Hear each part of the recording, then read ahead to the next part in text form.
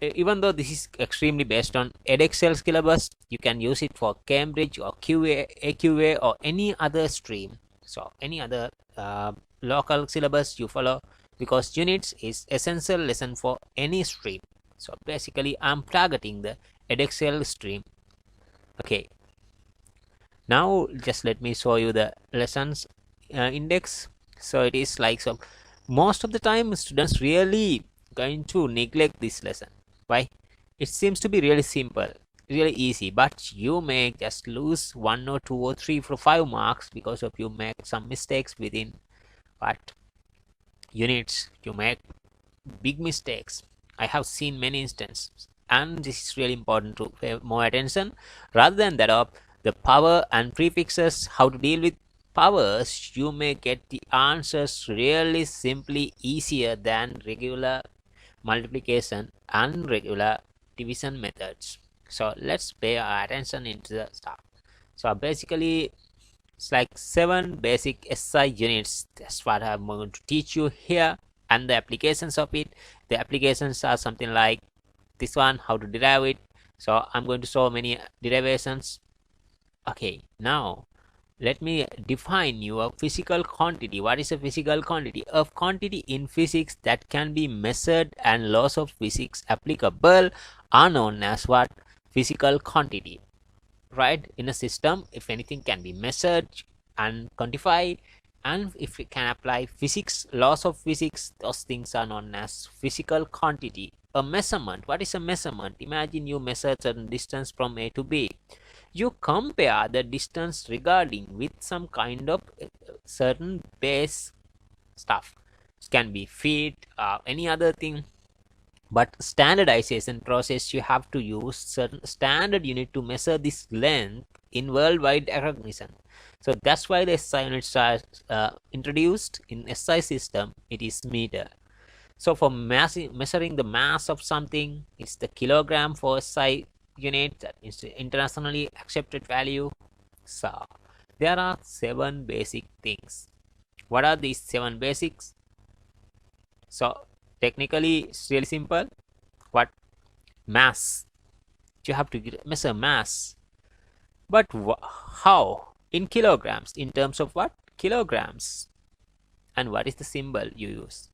It is kg. In the same way, mass and length.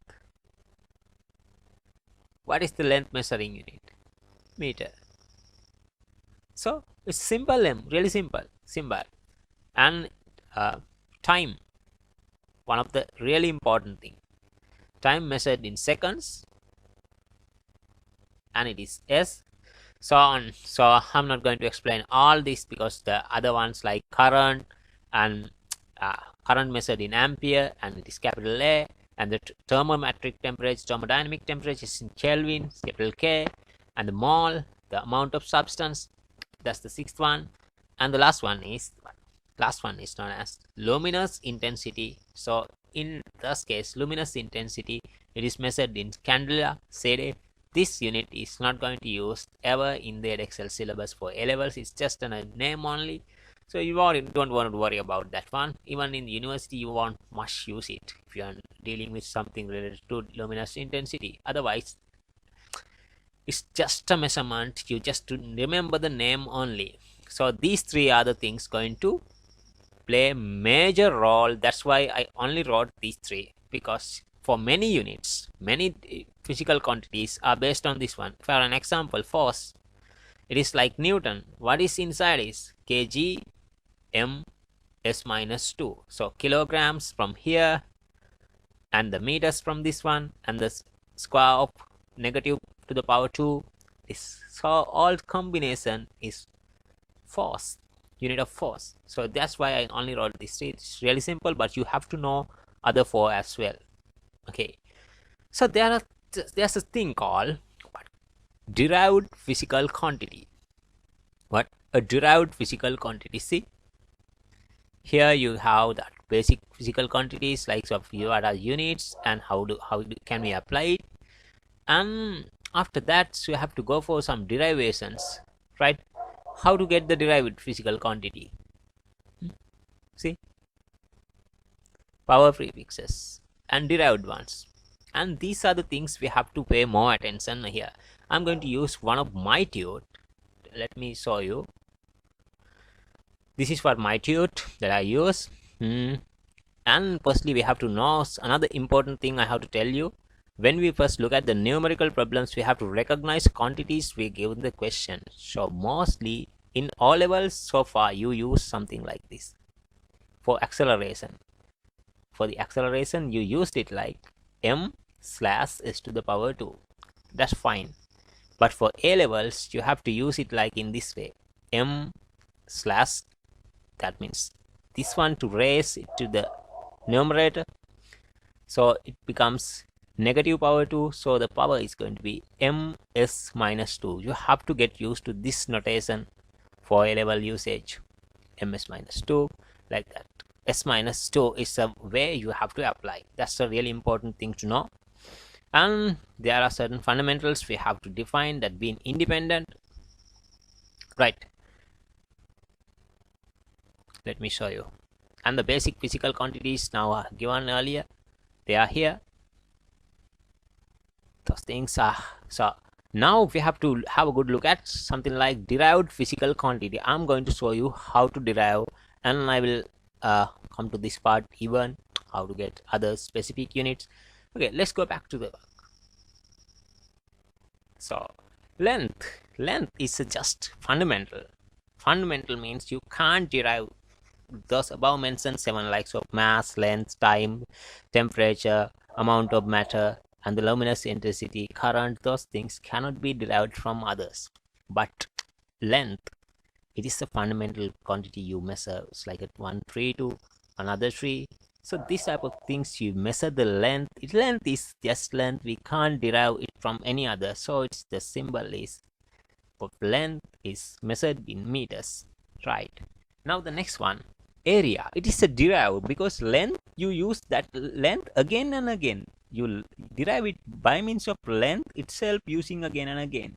How to write the area equation? Area is equals to length into breadth. Right. How to get A? L into B. So length, what is it? It is a length. So simple M stands for the meters, and breadth, it is also a length, isn't that? It is a length. It's disguised, but it's still length. So multiplied by M. So the final output is M to the power 2. And the next one, so this one, volume. How to get volume? Volume is equals to length into breadth into height. Now how to obtain it? Length is measured in meters, breadth is also measured in meters, we just learned, and height, it is also a length, nothing else, another M. So the final output is going to be unit of is M to the power 3. Right. Next, we just used length itself. Now we are going to combine length with what? Time. Let's see how does the length vary with time. Velocity, you start with some point A to B. So you travel from A to B with the time of, you started at time of t equals 0 and ended up at time of t. So your speed or velocity, we know velocity is equals to displacement over time. What is displacement? It is a length. It is a length. So length over time. So what is length here? It is measured in meters, and this one is measured in seconds. So your unit is going to be ms minus 1.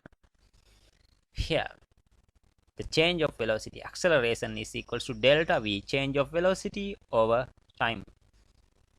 So what is the change of velocity? Still velocity, this unit itself, ms minus 1 over time. Time is s. So the final result is ms minus 2, one of the derived physical quantity. That's good. Now another thing, so more combinations, mass and velocity. Now the mass also came into the act. I told you m, mass, length, mass, and time. These three are the key in most of the cases. So momentum is equals to mass multiplied by the time, sorry, velocity factor. So mass is kilograms and velocity we just found in the previous one. See, it is ms minus 1. So it is ms minus 1. So how to obtain it? Final result is kg ms minus 1. That's done.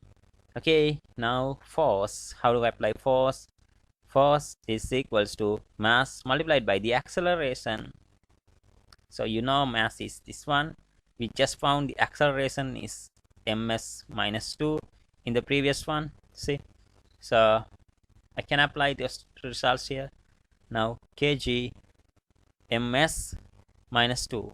I told you there are certain special units, so for the usage it's really hard to sometimes to apply this thing. So time consuming. So best way is to represent in a certain straight way using capital N. Newton stands for the same unit. These three units bases are hidden inside here. And the next one, force. So work. What is work? We know one thing. When you drag something from one point, if you are dragging a certain box along the floor, so you apply a certain force and you move it for a certain distance of t, and the equation is work done is equals to force multiplied by the displacement. We just found the unit of this one. It is what? Kg ms minus 2 multiplied by distance, that is meters, and meters. Final result is unit is kg. Now m is there, another m, so m to the power 2 s minus 2 is the unit of work. This is the derived physical quantity. And let me get another derived physical quantity, that is power. How to get power? We know the equation. Power is equals to work done over time. Now let me explain you what is work done we just got in the previous one. Let me show. Previous page, kg m square s minus 2. So let me apply it. Kg m square s minus 2, and this is seconds. So the final result is kg m square s plus 2 here, sorry, minus 2 here, and another one comes, so the result is going to be negative 3. Right, now volume and what? Mass. So previously we just obtained volume m to the power 3. Now let's get it. So the density is equals to mass over volume. So this one is m to the power 3, sorry, kg, and this one is m to the power 3, and my result is going to be kg m minus 3. And pressure. Now how to obtain pressure? Pressure is really important because pressure is equals to force over unit area. Amount of force over unit area. Force kg m s minus 2 over area m to the power 2. You can cancel 1 m out of it, so 1 m comes up. So result is kg m minus 1 s minus 2. These are derived physical quantities that we can obtain. Okay, so there are some other names. Farad is the amount of capacity in a capacitance. So it is this unit, and m to the power negative 2, k to the power negative 1, and s to the power 4, and a to the power 2. And you will learn this thing in A2 and A levels. What it is just obtain power. So there are many things like this. Right, I mentioned that point again over here for meters per second, and we write it like this way. I just mentioned Again, you may just find some other units for this one and momentum and your homework. I have done half of that. So there are certain things really look really weird, no? Rate of change of volume. How you will know rate of change of velocity is acceleration, like so on. But volume? Yeah. What is it? The rate of change of volume, that means change of volume over time. That's it. Nothing else but time. This is m to the power 3 and this is seconds. So result is m3 s minus 1. So on, you may try these two yourself. Okay. And there are many other. So you may just study yourself. Right? May study yourself. And don't try to remember like a recitation of a poem. It is a different thing. Just apply and each day you apply and do many calculations. You will automatically get that into your head. So don't try and don't try to force. So you will automatically understand these ones. Now the standard form, I have to tell you one thing about the standard form and applications. It is not in your textbook, but I add this because some of the students still find this difficult. So if you find this thing to be difficult, you won't be able to do calculations faster. That's why I added this. It's really very important scenario. So try this. If you want to download this one, I've added certain in the description, in the first section of the description, the link is there. You can download the PDF from there. Converting units to SI units. How to convert these units to SI units? It's a new thing and a really important thing. I will teach you, not in this video. I don't want to make this video so longer. And a charge of electron, you have to convert using this factor, mass of atomic number.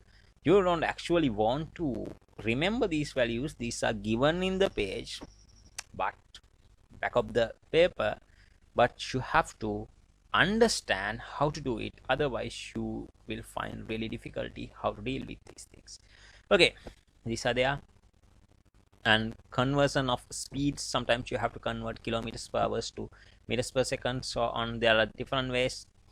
That's why I added that. So the prefixes and converting in the magnitude.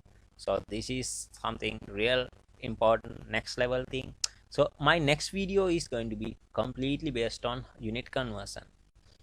This one is only about the introduction of unit and the something like just how to subject these equations. Actually I added most of the equations used in AS level, so very next lesson, and including, so you have to use these ones. By the way, let's go back to PDF here. And why are we just using standard form? Imagine the Avogadro's constant.